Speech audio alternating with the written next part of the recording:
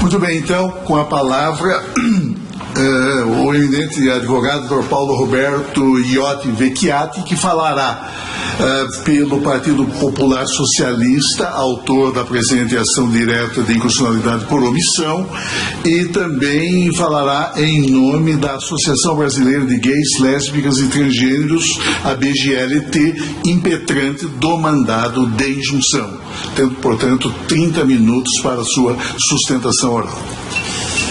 Muito boa tarde, excelências. Queria agradecer muito, preliminarmente, a sensibilidade tradicional do tribunal de fazer um julgamento conjunto e conceder o tempo das duas ações, tanto a mim quanto ao Amit Curi. É um tema constitucionalmente muito controverso, polêmico. Eu sou o primeiro a reconhecer isso e falo isso para as entidades autoras desde a distribuição das ações. É sempre um grande prazer, uma honra e uma responsabilidade estar aqui perante a Suprema Corte na defesa dos direitos humanos e, especialmente nesse caso, que é certamente o de maior polêmica que eu já trouxe ao tribunal, ao pleitear a criminalização específica da homofobia e da transfobia. Eu entendo a perplexidade polêmica que isso causa, mas as ações elas são pautadas, entendo eu, por profunda dogmática constitucional. Eu analiso conceitos constitucionais clássicos e tento levá-los às suas consequências lógicas. Não há nenhuma aventura jurídica, excelências. Jamais assinaria uma ação em que eu não acreditasse firmemente nas teses. E os 3 pareceres favoráveis da Procuradoria-Geral da República nos 2 processos, creio que o demonstram à saciedade. No mínimo, no primeiro dos pedidos sucessivos de declaração de mora inconstitucional do Congresso. Esse pedido não há dúvida da possibilidade jurídica do pedido, bem como no pedido de declaração de prazo, providências que o Supremo Tribunal Federal já fez em diversas oportunidades, mas espero demonstrar também a juridicidade e pertinência dos pedidos mais ousados. Eu queria destacar que hoje acho que é um dia histórico também na Suprema Corte. Na linha da advocacia temos 3 advogados gays sustentando, eu entre eles, uma advogada lésbica, uma advogada transgênero. O lugar de fala é importante que o movimento social respectivo esteja aqui na Suprema Corte. Espero que a Corte concorde com o eminente ministro Barroso quando propõe a superação da jurisprudência sobre a entidade de classe, para que entidades de defesa de direitos fundamentais possam exercer o controle concentrado. Mas a importância das 2 ações e do mandado de injunção especificamente também é essa, que a própria entidade diretamente interessada e que trabalha, tem pertinência temática, possa vir ao tribunal. Pleiteia-se, como muito bem exposto pelos eminentes relatores, o dever constitucional, o reconhecimento do dever constitucional do Congresso em criminalizar a discriminação por orientação sexual e por identidade de gênero. É o que as ações explicam, se referir por homofobia e transfobia, a partir de 2 ordens expressas de legislar: o dever de criminalizar todas as formas de racismo e o dever, subsidiariamente, não entendida a homotransfobia como racismo, entendê-la como discriminação atentatória a direitos e liberdades fundamentais, que o artigo 5º, inciso 41, determina a punição. Nessa segunda hipótese, eu creio que seja inconteste que a homofobia e a transfobia se enquadram nos direitos à livre orientação sexual e livre identidade de gênero. Os eminentes juristas e entidades no processo, Senado, Câmara, AGU, que negam a existência de ordem de legislar, convenientemente ignoram o artigo 5º, inciso 41. Como que a homofobia e a transfobia não são discriminações atentatórias a direitos e liberdades fundamentais? Não explicaram no processo, com todas as veias. Então, esse dispositivo está no coração penal do artigo 5º, um argumento topológico. Está na parte do artigo 5º, um artigo de direitos, eu sei, mas na parte em que ele se preocupou com o direito penal. Mas há um argumento substantivo, material, que justifica esse a lei punirá ser punição necessariamente penal. O princípio da proporcionalidade enquanto proibição de proteção insuficiente, que é uma notória hipótese de omissão inconstitucional. E eu entendo que a proteção insuficiente se caracteriza sempre que atendidos os pressupostos do direito penal mínimo. Que me recordo de um julgado alimentado pela ministra Carmen Lúcia, não é? Me foge o número, perdão, mas que o direito penal mínimo é a teoria penal constitucionalmente adequada. Concordo plenamente. Entendo que o direito penal mínimo exige a criminalização da homotransfobia. Ele é um critério qualitativo, o que pode ser crime, não quantitativo, de quantidade de leis penais. Você pode ter 1000 leis penais e todos atenderem um minimalismo, em tese. Os critérios são bem jurídico relevante no sentido de indispensável à vida em sociedade, e a última ratio. O bem jurídico penal entende a tolerância. E vejam, estou abaixo do respeito. Respeito é tratar como igual. Tolerar, você até entende o outro como inferior, não o aceita, mas pelo menos não o ofende, não o discrimina, não agride, não mata. O direito civil pode impor o respeito. O direito penal me parece que pode e deve impor a tolerância como indispensável à vida em sociedade. O requisito da última ratio. Os poucos entes federativos que possuem leis administrativas antidiscriminatórias, como São Paulo e sua Lei 10.948 de 2001, no memorial que entreguei a Vossa Excelência, cito outros estados, não conseguem coibir a homofobia, a transfobia, a LGBTfobia, de maneira eficiente. Vejam, com isso não quero cair no erro da direita de achar que o direito penal, a criminalização, é a panaceia de todos os males, que a mera criminalização resolve o problema social. Mas também não incorro no erro de parte das esquerdas progressistas de acharem que a criminalização de condutas não serve para nada. Uso contra os dois lados o caso do homicídio e do estupro. Embora criminalizados, são condutas nefastamente ainda praticadas, mas muitas pessoas não praticam homicídio e estupro porque é crime. O odioso caso de anos atrás de um cidadão que pediu uma marcha de legalização do estupro após o Supremo permitir a marcha de legalização da maconha não me deixa mentir. A diferença gritante dos dois casos me faz não explicar porque é possível uma e não a outra.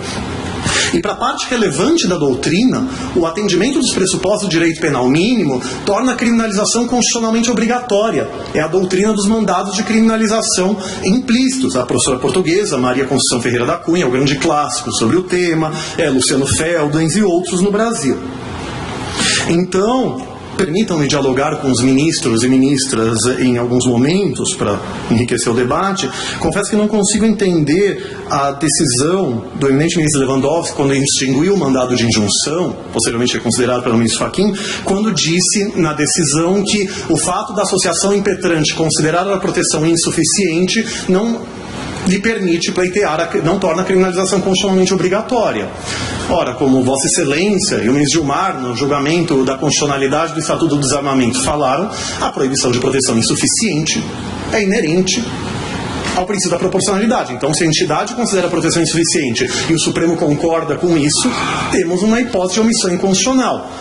Apenas o ministro Gilmar não estar aqui, mas sua doutrina, ele especifica muito, fartamente, os deveres de proteção, o dever de agir do Estado para proteger as pessoas em geral e grupos vulneráveis em particular.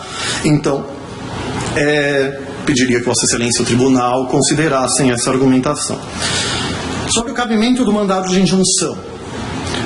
Embora haja um inconsciente coletivo na doutrina que ache que só cabe mandado de injunção para criar direito subjetivo que precisa ser constitutivamente criado por lei, não é isso que diz a Constituição.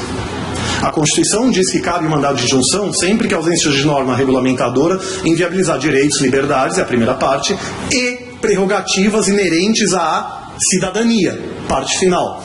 A inspiração do mandado de injunção é a doutrina de Luiz Carlos dos Santos Gonçalves, que foi relator da Comissão de Juristas do projeto de novo Código Penal, em sua doutrina sobre mandados expressos de criminalização, que diz muito bem que quando a criminalização é constitucionalmente obrigatória, ela se torna uma prerrogativa da cidadania. Porque a ordem de criminalizar não é um amesquinhamento de direitos fundamentais de quem vai ter a conduta criminalizada. O professor Gonçalves bem diz, é um mecanismo de proteção dos direitos fundamentais e direitos humanos do grupo a ser protegido. A Constituição exige a criminalização do racismo, da violência doméstica, para quê? Para proteger os grupos raciais minoritários, a mulher. Então, entendendo que a Constituição exige a criminalização da homotransfobia, ela o faz para proteger a população LGBTI em seus direitos fundamentais. Ao que me consta, liberdade, em seu sentido liberal, desde a Declaração dos Direitos do Homem e do Cidadão, pós-Revolução Francesa, é fazer o que bem se quiser, vírgula, desde que não prejudique terceiro. Então, discursos de ódio, ofensas e discriminações a terceiro prejudicam terceiros, não estão no âmbito de proteção do direito à liberdade, nem da liberdade de expressão. discurso de ódio não é protegido pela liberdade de expressão. A Suprema Corte dos Estados Unidos é a única que diz o contrário. Este Supremo Tribunal Federal, Corte Interamericana de Direitos Humanos, Corte Europeia, todos repudiam um discurso de ódio. E é isso o que se quer criminalizar. A Ana Júri, que falará aqui depois, em seu memorial, fala que a criminalização da homofobia geraria um prejuízo à liberdade religiosa. Discordo veementemente. Ninguém quer condenar e prender padres e pastores por dizerem que a homossexualidade, ou seja lá o que for, é pecado. De maneira nenhuma. O que nós somos contra é o discurso de ódio. Quando despachei anos atrás, em audiência com o eminente ministro Barroso, citei um exemplo que eu sempre dou. Se eu vou a um padre, a um pastor, digo, sou gay, o que a igreja tem a dizer a esse respeito, e ele me diz de maneira respeitosa que, na visão dele, a Bíblia condena, e se eu não mudar os meus atos, eu não irei ao reino dos céus, ou irei ao inferno. Concordamos em discordar. Minha modesta opinião, a ignorância é um direito fundamental quando não me prejudica, mas não é crime hoje, não é dano moral hoje, e jamais vai sê-lo. Se for, vai ser inconstitucional. Vou ser o primeiro a dizer isso.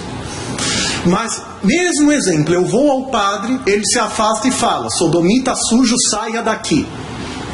Isso, obviamente, é um abuso do direito de liberdade de expressão. Há um claro ânimos injuriandi, que a jurisprudência diz que é um requisito para um discurso ser ilícito. Então, a ideia é, não queremos criminalizar a liberdade religiosa de ninguém, dentro ou fora das igrejas, mas não queremos que a igreja seja um âmbito de discursos de ódio. Na inicial, cito a decisão do Tribunal Europeu de Direitos Humanos, em que declarou constitucional, convencional a condenação. Na defesa, o acusado alegou liberdade religiosa. Mas para quê? Para um panfleto que vinculava a homossexualidade à pedofilia. Com todas as vênias, isso é discurso de ódio, isso é injúria, não é liberdade de expressão. Então, e a tipicidade material do direito penal é mais do que suficiente. Se uma conduta for liberdade religiosa, mesmo que ela se enquadre no silogismo da lei penal, ela não vai ser criminalizada, por um conceito material de tipicidade, punibilidade. A doutrina penal é pacífica nesse sentido.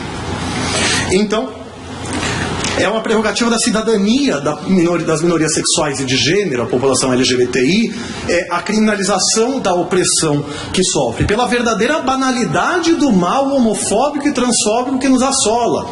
Falo banalidade do mal no sentido de Hannah Arendt, no sentido de que são pessoas ditas normais, de bem, e não monstros inomináveis, nazistas, que cometem atos horrendos, mas pessoas que convivem normalmente em sociedade, mas que de repente sentem no pseudo-direito de agredir, ofender, discriminar e até matar pessoas LGBTI, pelo simples fato de não serem heterossexuais ou cisgênero. Nós estamos tendo o caso de heterossexual sendo vítima de homofobia e cisgênero de transfobia. Anos atrás, um pai e um filho em um caso, e 2 irmãos gêmeos estavam abraçados, foram confundidos com um casal homoafetivo e foram agredidos. O pai perdeu metade da orelha e um dos irmãos gêmeos foi morto pelas agressões. Ano passado, 2018, uma mulher cisgênero, que tinha câncer, estava careca, foi confundida com uma pessoa transexual e foi ofendida. Olha o nível da ideologia de gênero heteronormativa e cisnormativa. Existe ideologia de gênero, sim, mas aquela que impõe a heterossexualidade e a cisgeneridade de maneira obrigatória e pune simbólica e fisicamente aquele que ousa viver sua vida de outra forma. Ninguém escolhe ser homo, hétero ou bissexual, travesti, trans. As pessoas se descobrem de uma forma ou de outra, mas ainda que fosse uma opção, seria uma opção muito digna e válida de ser vivida, um exercício de liberdade que não prejudica a ninguém. Isso precisa ser reiterado. E essa banalidade do mal homotransfóbico ganhou exemplos paradigmáticos no ano passado, durante o período eleitoral. Tivemos casos de um homossexual e um negro assassinados com todas as vênias por eleitores de Bolsonaro por questão política. Uma travesti foi assassinada sob o grito de Bolsonaro. E temos um nefasto grito que começou na torcida do Atlético Mineiro, mas se difundiu, eu tenho links, eu provo tudo que eu alego, dizendo, aspas, ô bicharada, toma cuidado, Bolsonaro vai matar viado, fecha aspas. Veja o inconsciente coletivo, veja o que os eleitores de Bolsonaro se sentem legitimados, e ao que me consta ele não fez um repúdio veemente. tem honestidade intelectual. Numa matéria online que possa achar, ele disse que não é a favor da violência. Numa matéria online que muita gente não viu. Acho que precisaria de algo mais enfático. Não me levem a mão, não quero fazer discurso político contra o presidente eleito. Mas eu entendo que estes fatos justificam a invocação da função contramajoritária desta Suprema Corte, enquanto Tribunal Constitucional, na defesa de minorias e grupos vulneráveis, e também as funções representativa e iluminista com primor defendidas pelo ministro Roberto Barroso na doutrina. Porque a jurisdição constitucional, seja como se nomeie as suas funções, ela se legitima quando há alguma inconstitucionalidade envolvida. Creio que já mostrei uma série de situações de proteção insuficiente e opressão a um grupo vulnerável que justificam, então, a atuação dessa Suprema Corte. Nesse sentido, para proteger, concretizar deveres de proteção do Estado na proteção da população LGBTI. Sempre entendi a posição iluminista do ministro Barroso como maximalismo interpretativo. É uma pena o ministro Luiz Fux não estar aqui. O ministro Luiz Fux sempre por vezes invoca, o conceito de desacordo moral razoável de Cassius Stein. Mas o próprio Cassius Stein diz que não se justifica o minimalismo por esse conceito quando temos direitos fundamentais envolvidos, que são o coração substantivo da Constituição. Que significa, que exige o maximalismo. E o minimalismo não significa não julgar, não significa pedir vista até acabar o desacordo moral razoável. Significa decidir o estritamente necessário sem considerações mais amplas, não expressamente requeridas.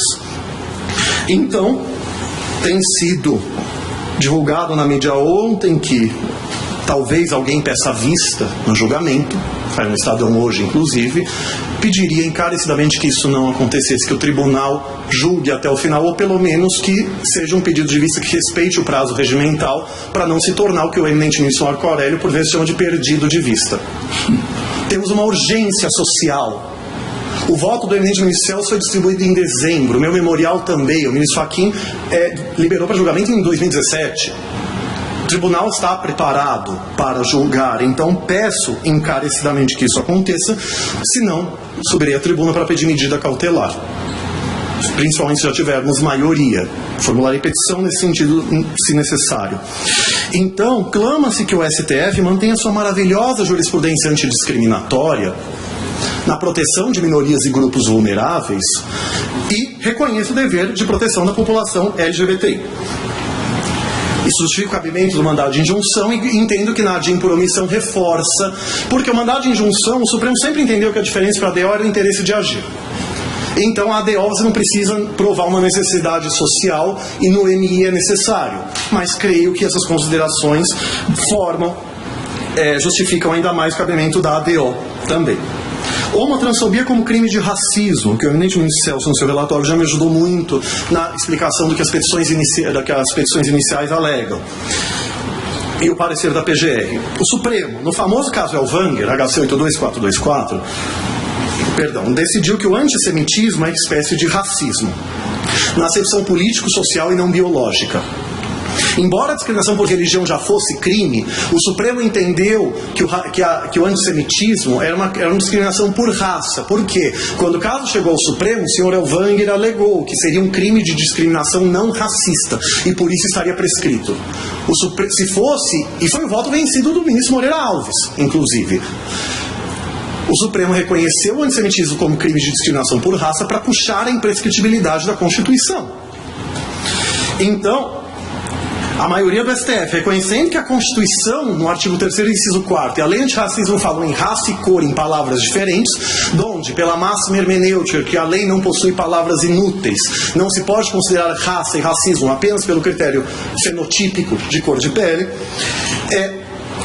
enquadrou o antissemitismo como discriminação por raça, tem como ratio decidendi, fundamento determinante, o projeto Genoma ter acabado com a crença de que a humanidade é formada por raças biologicamente distintas entre si. Então, ministro Nelson Jobim, para o racismo não virar crime impossível pela unicidade biológica da raça humana, abandonou-se de vez o conceito biológico e adotou-se o conceito político-social. Racismo como a inferiorização de um grupo social relativamente a outro.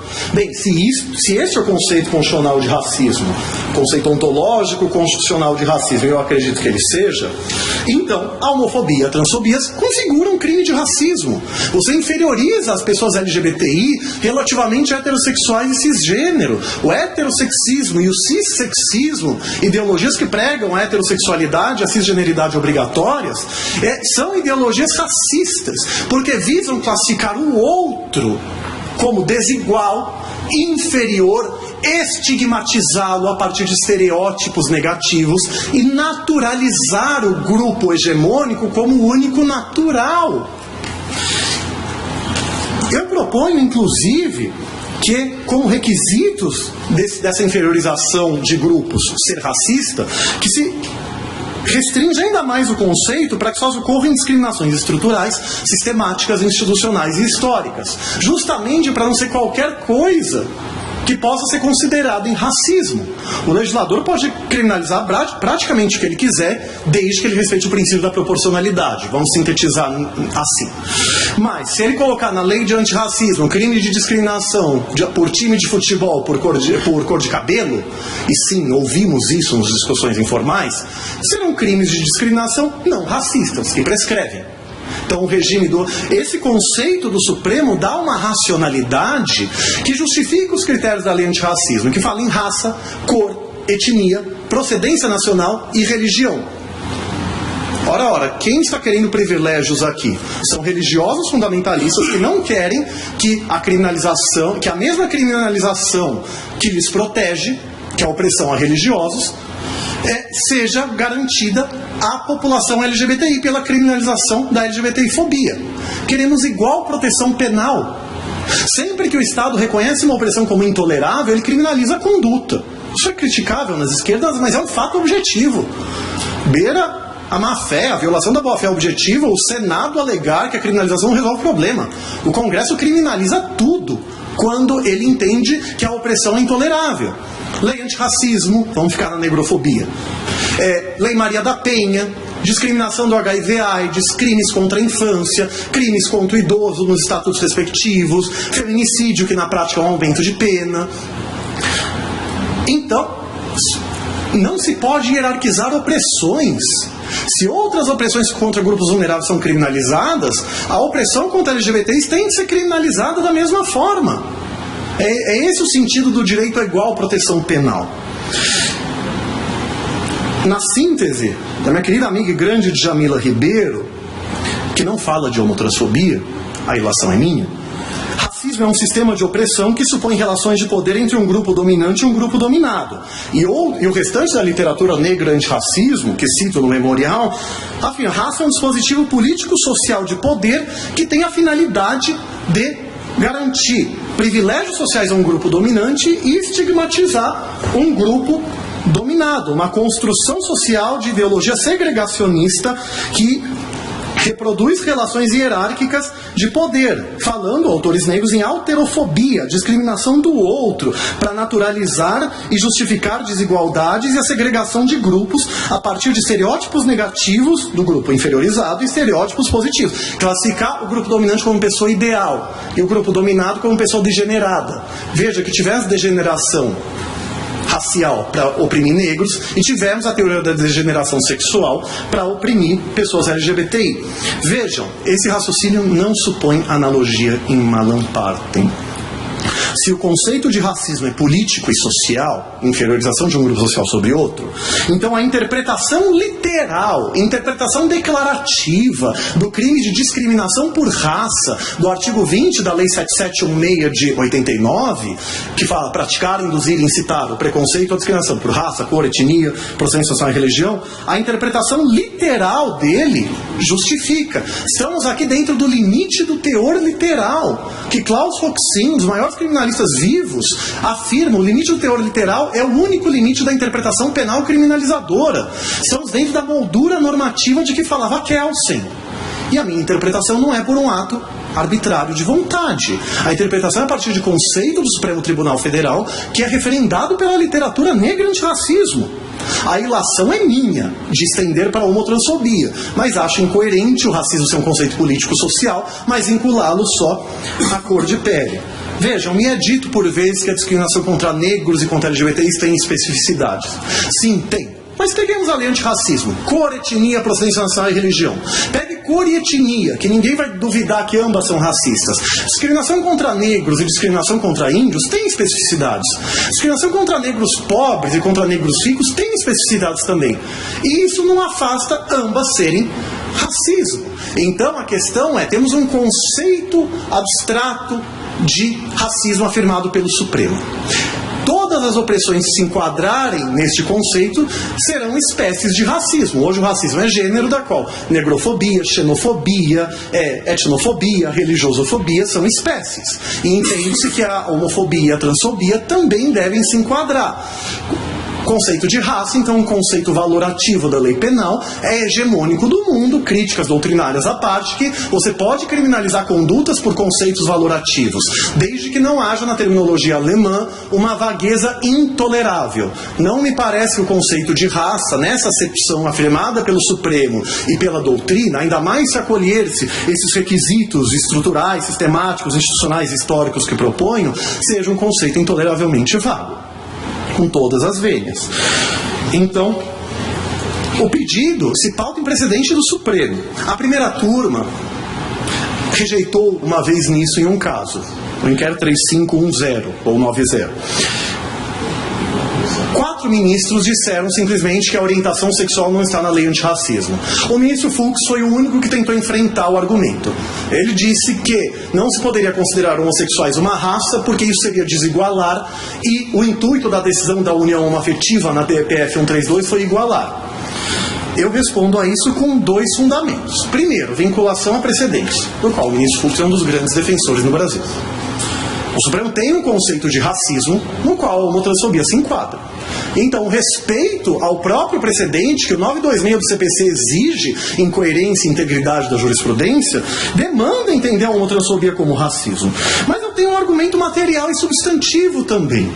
Não somos nós, LGBTI, que nos consideramos uma raça apartada, merecedora de privilégios, como nos criticam de maneira arbitrária. São homotransfóbicos que nos consideram uma raça maldita a ser exterminada. Coincidências históricas. Quando saiu essa decisão, eu peticionei na ADO 26 uma réplica à contestação do Senado, que o eminente ministro Celso explicou os fundamentos em seu relatório, citando uma entrevista de um neonazista com o rosto fechado em 2014 no SBT, dizendo que homossexuais são, aspas, raça do demônio, fecha aspas, em 2014. No HC 82424, o relator ministro Maurício Corrêa enfrentou o tema também. Ele disse que não importa o que nós, Supremo e judeus naquele caso, acrescento hoje, nós LGBTI, não importa o que nós pensamos, importa o que esse grupo, como esse grupo social é tratado socialmente.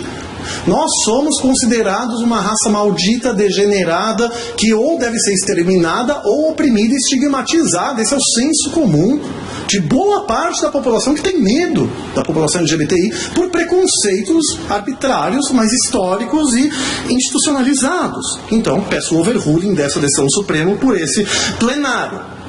Inclusive porque a ação infirma seus fundamentos, então só reiterar aqueles fundamentos gera decisão nula por violação ao 489 do CPC, que diz que a decisão que não enfrenta os fundamentos apto a infirmá-la é nula.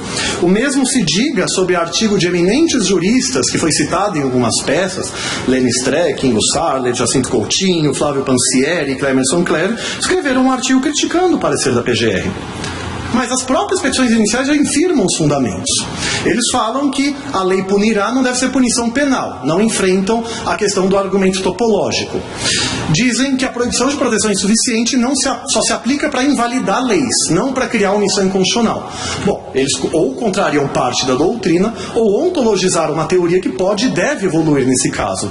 Como o Senado disseram que racismo e homofobia e transfobia teriam peculiaridades, não explicaram quais são as peculiaridades, alegaram sem provar.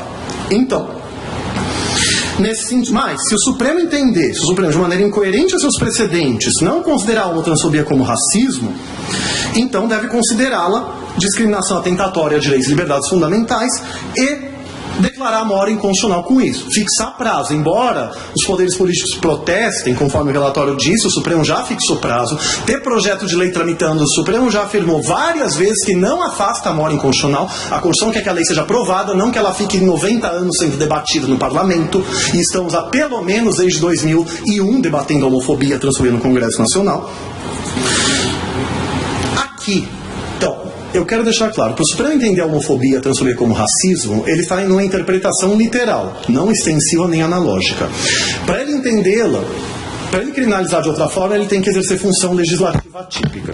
É minha tese de doutorado, orientado pelo eminente professor Walter Claudio Rotenburg, que me honra com a presença, e sei que Vossas Excelências o conhecem, que fala da troca de sujeito. Mais importante do que cumprir a Constituição é quem cumpre. Marinoni Mitidiero. A separação de poderes confere ao Congresso o poder de concretizar a Constituição, não de inviabilizar a Constituição.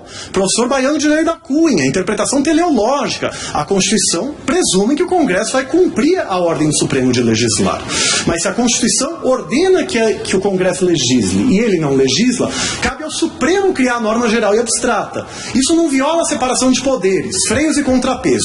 O Supremo, e aí eu concluo, ele controla a omissão inconstitucional normatizando o tema, provisoriamente. Piovesan, Marinoni Mitidiero e outros falam isso. No dia seguinte, o Congresso controla a atuação normativa do Supremo, criando a lei, porque tudo que ele não pode é não legislar. A inconstitucionalidade visa retirar a situação inconstitucional do mundo jurídico. Então, agradeço muito pelo tempo que me foi fornecido, reitero o pedido de indenização, que pautado em forte doutrina.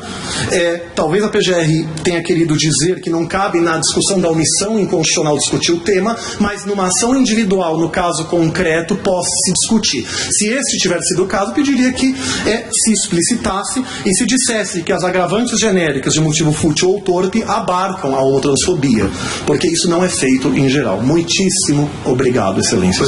Obrigado a Vossa Excelência.